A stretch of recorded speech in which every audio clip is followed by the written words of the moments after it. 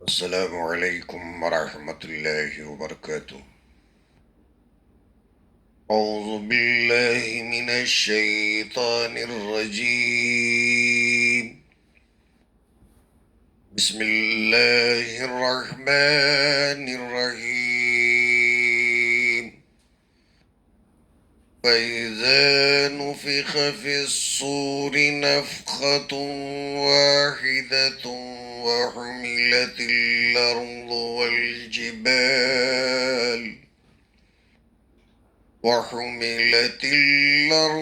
وَالْجِبَالُ فَدُكَّتَا دَكَّةً وَاحِدَةً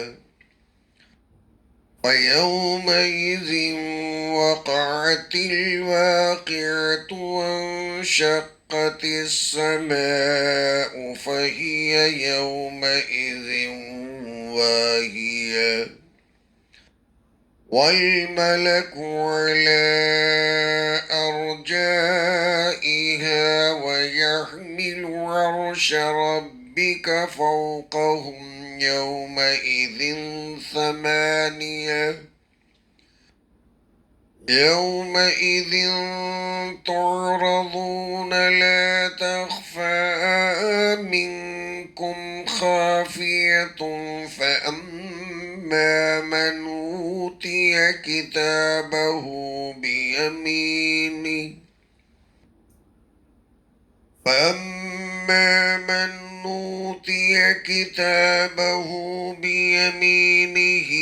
فيقول هاؤم اقرءوا كتابيه إني ظننت أني ملاق حسابيه فهو في عيشة راضية في جنة عالية قطوفها دانية كلوا واشربوا هنيئا بما أسلفتم في الأيام الخالية صدق اللہ العظیم۔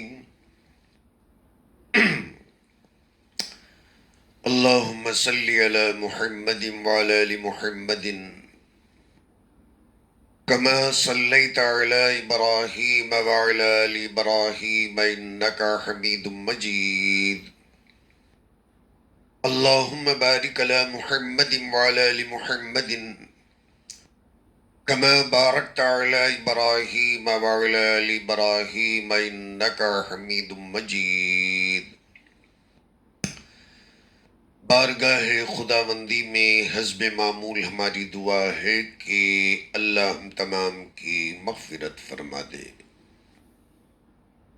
اور اللہ تعالیٰ اس ملک کے تعلق سے جو الیکشن ہوا ہے اور جب اس کے نتیجے سامنے آئیں گے تو ہم پر، اس ملک کے سارے باشندوں پر رحم کا، کرم کا، عافیت کا معاملہ فرمائے۔ اور اس سلسلے میں ہم تمام کی یہی دعا ہے، اللہم لا تسلط علینا من لا یخافک ولا یرحمنا، آمین یا رب العالمین۔ سورہ حاقہ کی چند آیات کریمہ اللہ تعالیٰ بیان فرماتے ہیں، بسم اللہ الرحمن الرحیم۔ شروع کرتا ہوں میں اللہ کے نام سے جو بڑا ہی مہربان نہایت رحم والا ہے۔ فَإِذَا نُفِخَ فِي الصُّورِ نَفْخَةٌ وَاحِدَةٌ، اور جب سور میں ایک مرتبہ ایک پھونک دی جائے گی، وَحُمِلَتِ الْأَرْضُ وَالْجِبَالُ فَدُكَّتَا دَكَّةً وَاحِدَةً، زمین اور پہاڑ اٹھا لیے جائیں گے اور ایک ہی چوٹ میں ریزے ریزے چورے چورے کر دیے جائیں گے۔ فَيَوْمَئِذٍ وَقَعَتِ الْوَاقِعَةُ، پھر اس دن ہو رہنے والی وہ قیامت ہو کر رہے گی. وَانشَقَّتِ السَّمَاءُ فَهِيَ يَوْمَئِذٍ وَاهِيَةٌ، اور آسمان پھٹ جائے گا اور جیسے وہ بودا ہو جائے گا، کمزور پڑ جائے گا.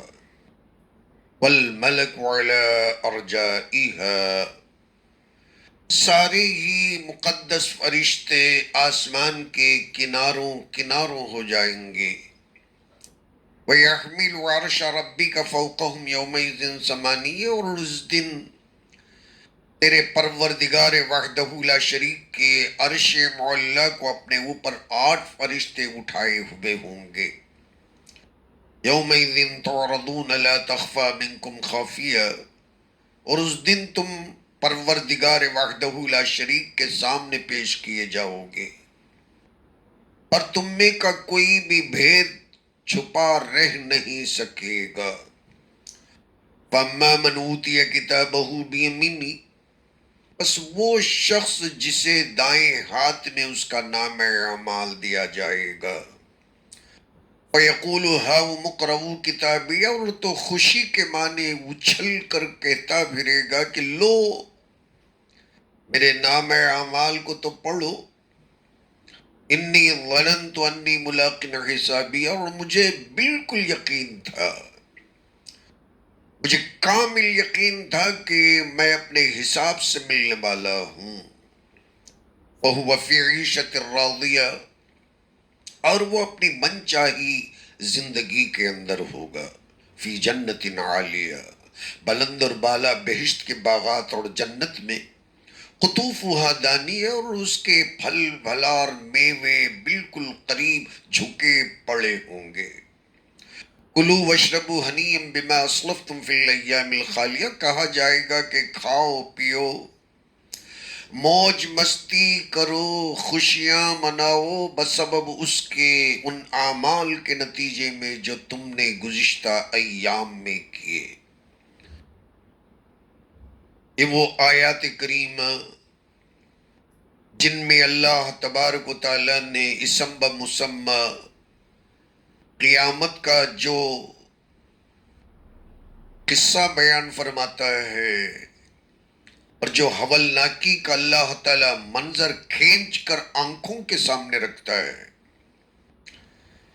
صحیح معنوں میں اگر کوئی بندہ زندہ دلی کے ساتھ آنکھوں کو بند کر کے پھر یہ منظر کو اگر اپنے آنکھوں کے سامنے لا کر دیکھ لے،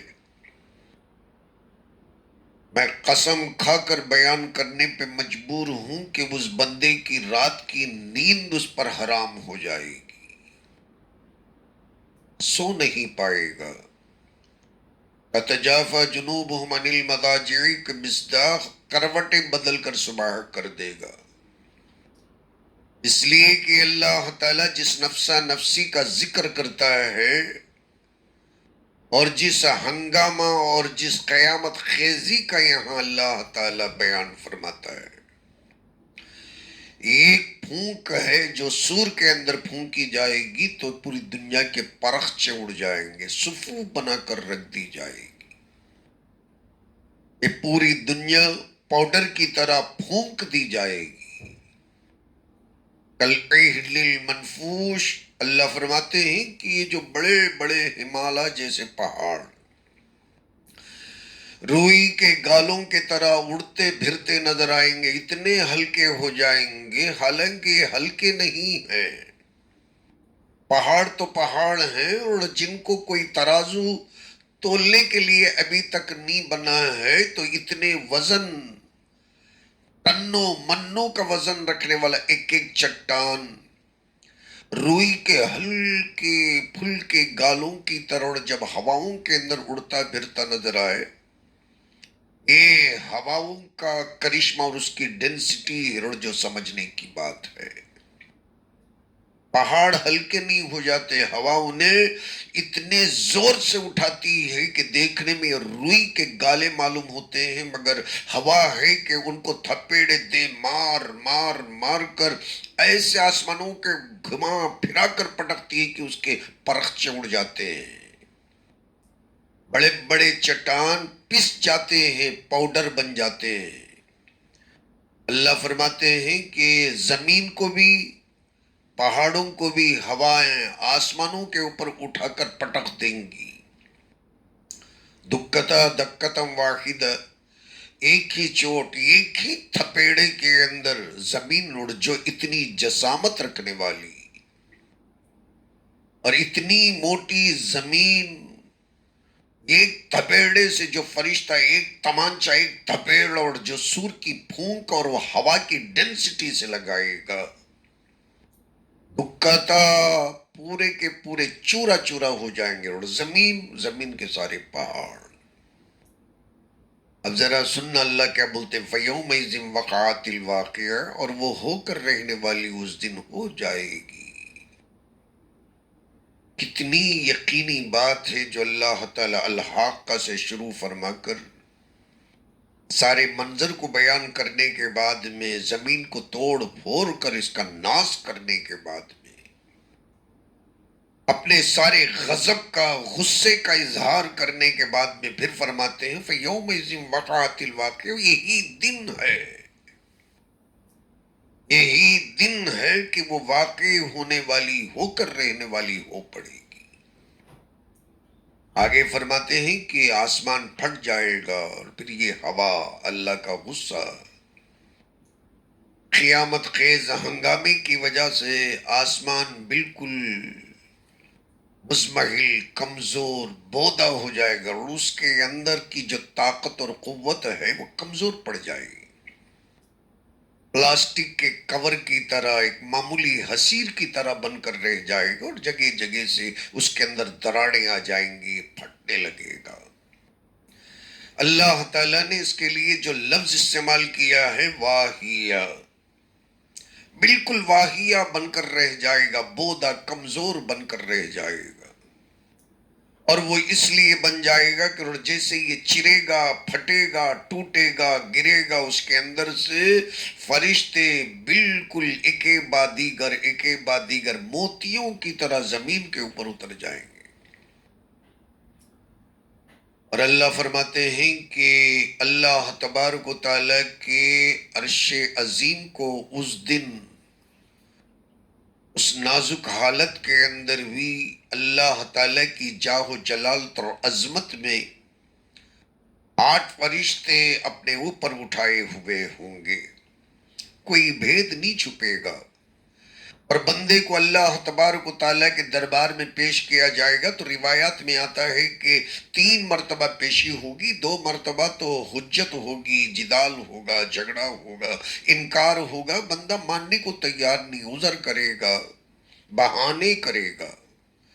اخیر میں اللہ تبارک و تعالیٰ کے سامنے جب تیسرے مرتبہ پیشی ہوگی تو نام اعمال اڑائے جائیں گے، اور جو گنہگار ہیں ان کے بائیں ہاتھ کے اندر چپک جائیں گے، دے دیے جائیں گے، اور جو جنتی بندے ہیں نام اعمال ان کے سیدھے ہاتھ میں چپک جائیں گے۔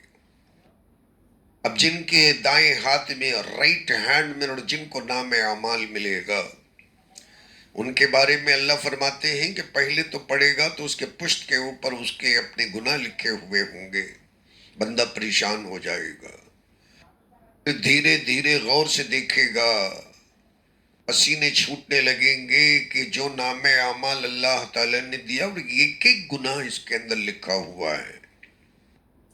جیسے جیسے یہ پڑھتا جائے گا، مطالعہ کرتا جائے گا، ایک ایک گناہ مٹتا جائے گا، یہاں تک کہ گناہ مٹ جائیں گے، نیکیاں ظاہر ہونے لگیں گی، اور گناہوں کی جگہ بھی اس کے توبہ اور استغفار کے نتیجے میں وہ خالی جگہوں کو بھی اللہ تعالیٰ نیکیوں سے پر کر دے گا، بھر دے گا۔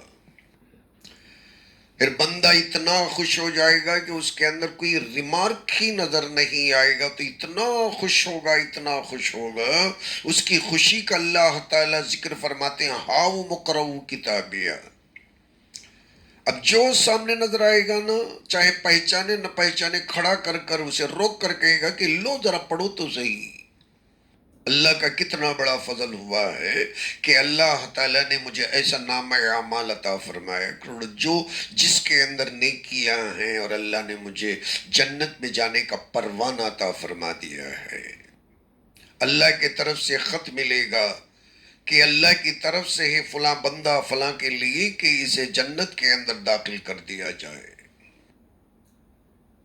یہ قیامت کا منظر ہے کہ ایسا بندہ یقیناً وہاں سب سے کہتا پھرے گا کہ مجھے تو اس دن کا یقین تھا انی ملاقن حسابیہ۔ اللہ تبارک و تعالیٰ یہ یقین کامل ہم تمام کو عطا فرمائے اور ہم تمام کے دائیں ہاتھ کے اندر نام اعمال عطا فرمائے۔ کئی حدیثیں اس سلسلے کے اندر وارد ہوئی ہیں، کئی مرتبہ ہم جنت کے واقعات کو سن چکے ہیں، جیسے رحمان میں پڑھ چکے ہیں، سورہ واقعہ میں پڑھ چکے ہیں۔ اس لیے میں بات کو سمیٹتے ہوئے کہ بات طول نہ پکڑ جائے، یہیں پر میں اپنی بات کو ختم کرتے ہوئے اللہ سے دعا کرتا ہوں کہ اللہ تعالیٰ جس قیامت کو بار بار ذکر کرتے ہیں اور جس مقصد سے ذکر کرتے ہیں، قرآن کے اس منشا اور مقصد کو سمجھ کر ہمیں اس کی تیاری میں جٹ جانے کی اور یقین کامل کے ساتھ جینے اور مرنے کی توفیق عطا فرمائے۔ آمین۔ وآخر الدعوانا ان الحمدللہ رب العالمین۔